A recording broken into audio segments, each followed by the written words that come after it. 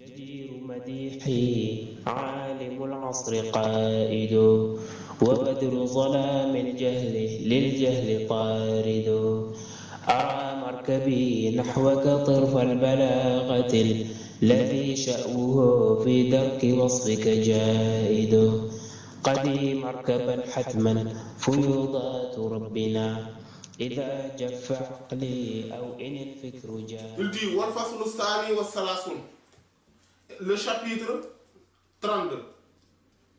Fi zikri, donc vous voyez comment ça s'appelle, le raisonnement, la logique dans les chapitres. Donc il dit fi zikri dans la mention, je l'ai fait pour mentionner, shara était les conditions tariqatina de notre voie, al-ahmadiyati ahmadienne, al-muhammadiyati muhammadienne, al-ibrahimiyati ibrahimique, al-hanifiyati orthodoxe, hanifiya, tijaniya, tijani. Warad, et je l'ai fait également pour réfuter, donc, alaman à quiconque yunkiru dénigre ou conteste shay'an, quoi que ce soit, minha, de ces conditions.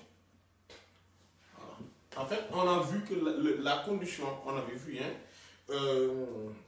dans le chapitre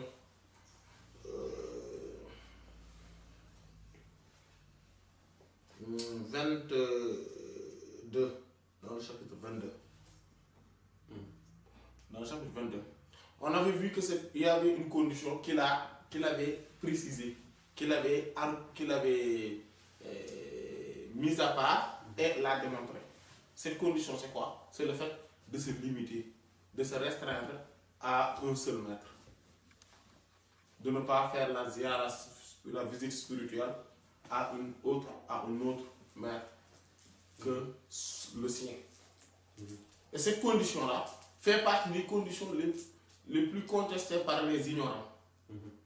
Par les ignorants, bien sûr, mais sinon tous ceux qui savent que ceci est fondamental dans le cheminement spirituel. Voilà. Et donc il a traité cette condition-là. Les autres conditions, bon, maintenant après, même dedans, dans ce chapitre, il a explicité quelques notions et quelque chose de cette condition.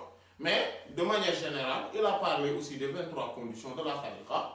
Et dans ces 23 conditions, il a aussi démontré il a aussi refuté tout ce quelqu'un pourrait controverser ou contredire sur ce sujet-là, sur l'une de ces conditions.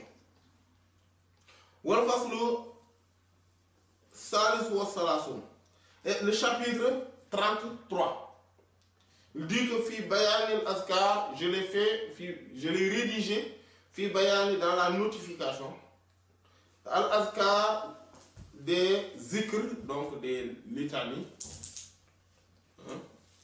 al lazima, obligatoire, fi tariqa tijaniya, dans la voie tijaniya.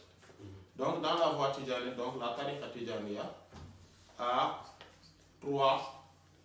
essentiellement à trois zikr obligatoires qu'on appelle al-lazim.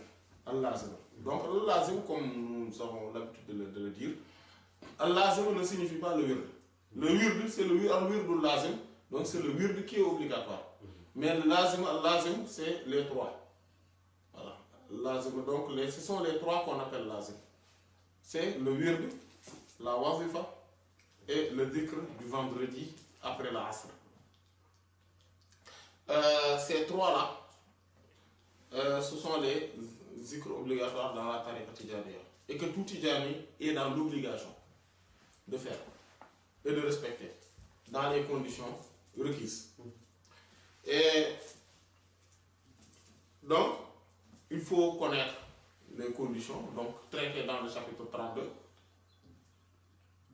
et respecter les zikr dans le chapitre 33, avec les horaires précisés et les conditions précises.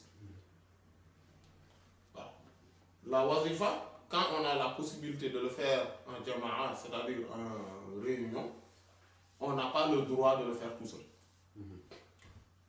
De même que la hadara, à moins qu'on soit en voyage. Voilà. Et le wird, donc voilà, c'est connu le matin et le soir. Et c'est ça, c'est facile, c'est simple.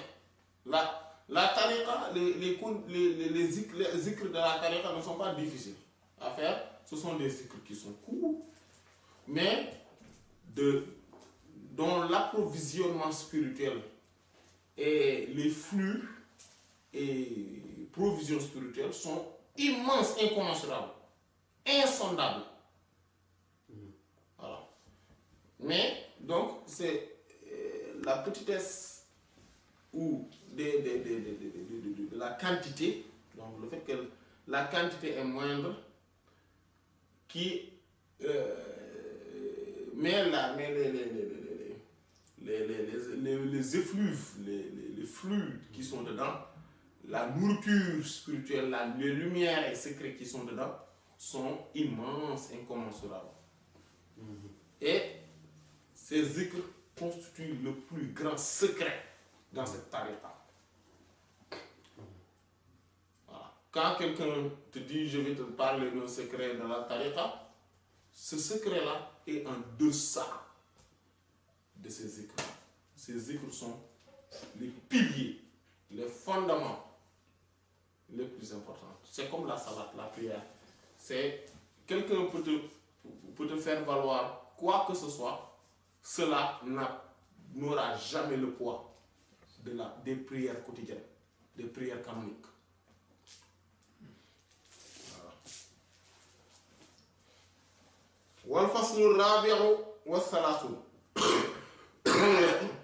Le chapitre 34 dit fi zikri, je l'ai fait sur la mention de ba'd adkar, de certains des zikr à tariqa de la voix, donc à tariqa tijaniya, ghayr al-lazima, qui ne sont pas obligatoires, non obligatoires.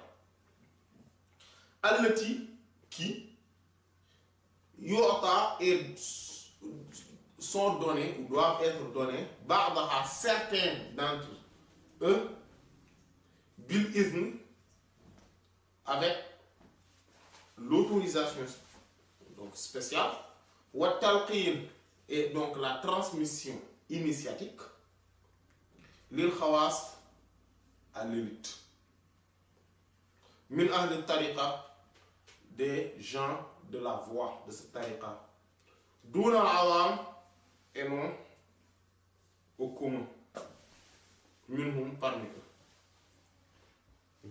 Wa ba'daha, et certains encore, là ils ne sont donnés, donc l'autorisation n'est donnée, fihi, donc dans ces zikr, illa, à part les khawas, de l'élite, donc la crème de l'élite, minhum, parmi eux. Donc dans ce chapitre, il dit que je vais énumérer dans ce chapitre-là certains azkar qui sont donnés à l'élite de la tariqa. Donc ce sont des zikrs qui ne sont pas obligatoires. Donc al-azkar ghayr lazim.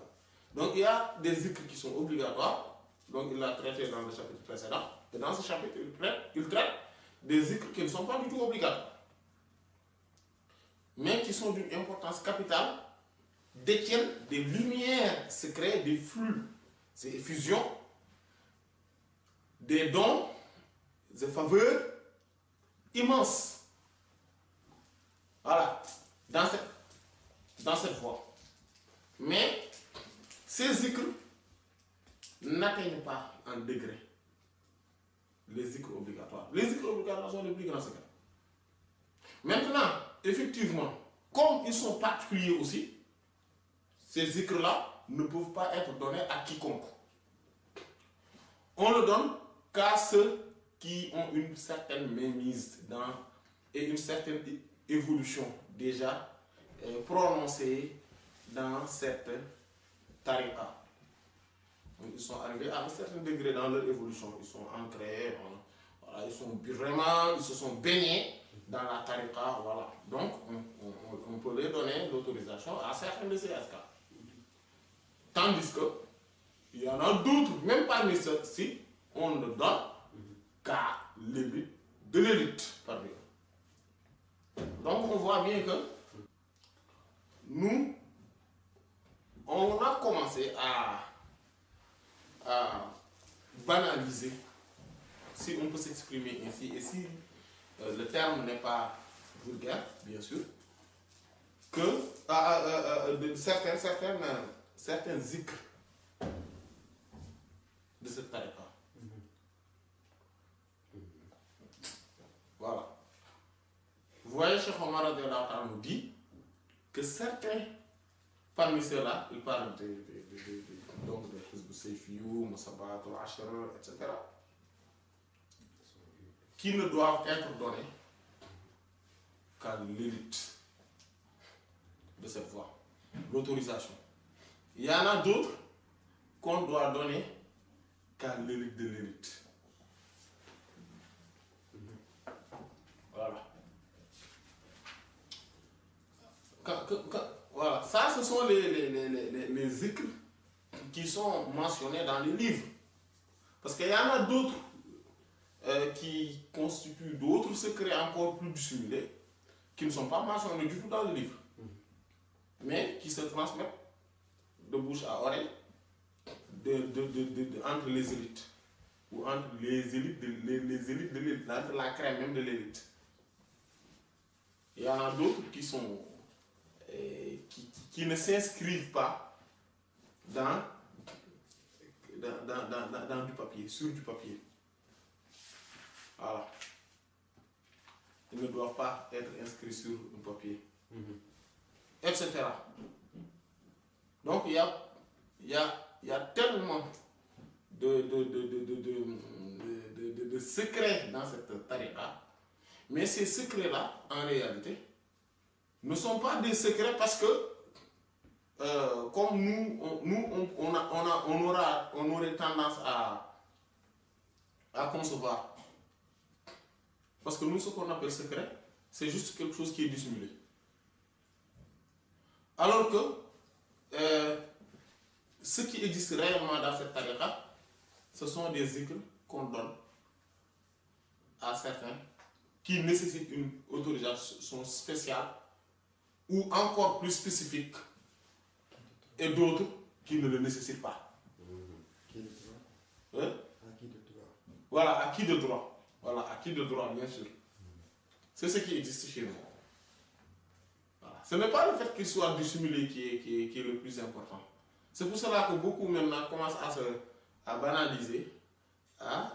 Donc la banalisation surtout des noms divins, de certains secrets, qui fait que les gens, ceci peut être assimilé au fait que quelqu'un prend un Boeing ou bien l'autre, là, celui des Européens, l'Airbus, voilà, et au lieu, donc, a mis de la kérosène dedans, à payer toutes les taxes liées à l'aviation, à l'aéroport, etc. Et donc quitte Lyon, va jusqu'à Dakar et devrait le remplir de marchandises pour après pouvoir le commercialiser là-bas. Donc les clients l'attendent et il y va tout seul sans rien y mettre. Ou bien il lui met dedans les marchandises, mais qu'en cours de route, donc toutes les portes sont ouvertes et que toute la marchandise s'est vidée. Et il arrive à destination. Et voilà.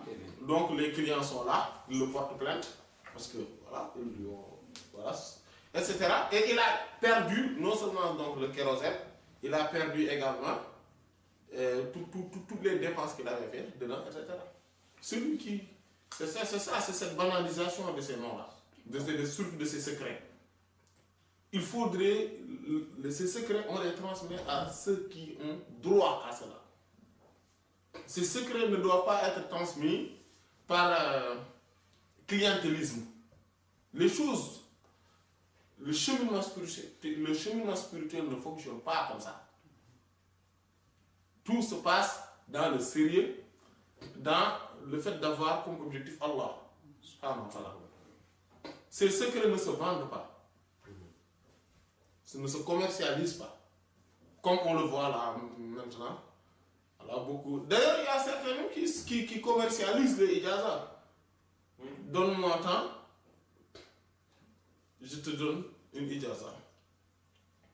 Voilà, si la somme est plus conséquente, la ijaza sera plus importante. Qu'Allah nous préserve. Voilà. D'autres donc commercialisent également les secrets de cette tariqa.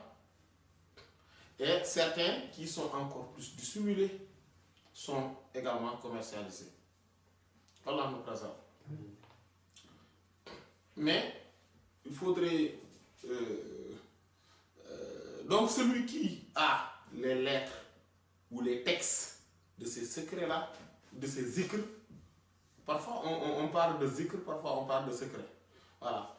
Donc de ces zikrs, il a les lettres, il a les textes, mais il n'a pas la bonne autorisation, il n'a pas le mérite, il n'a pas le secret en soi. Cela ne lui sert strictement à rien. Voilà. Le secret n'est pas en dehors de soi-même. Le secret est en soi-même. Ce n'est pas quelque chose qu'on dit que j'ai un secret et il est là. Non, le secret est en soi-même, à l'intérieur de soi. C'est la relation qu'on a avec Allah. Subhanahu wa ta'ala. C'est ça qui est le secret. Donc celui qui veut étayer ce secret-là, qu'il soit sincère dans son cheminement et qu'il soit exclusivement dans la servitude. Voilà. Qu'il soit exclusivement dans la servitude. Il y a une épître que j'avais rédigée également sur cela, que j'avais nominé Al-Askar, Al-Anwar, Al-Asrar. Donc les évocations, voilà, donc c'est ça en français, les évocations en parenthèse Al-Askar, après tirer, les lumières, c'est Al-Anwar, et les secrets Al-Asrar. Et c'est une épître que j'avais explicitée, et les relations qui existent entre le zikr, entre le secret et les lumières. Et voilà. Et surtout ce qu'on appelle secret dans la tariqa, etc. Et c'est un exposé extrêmement important. Et voilà. Donc,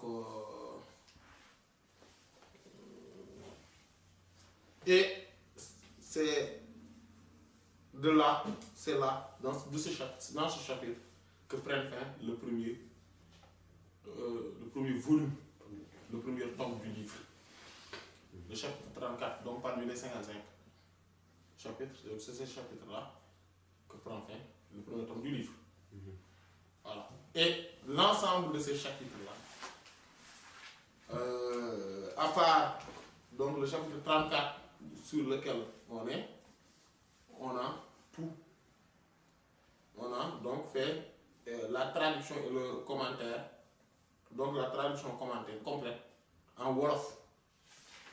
Voilà, de tous ces chapitres jusqu'ici.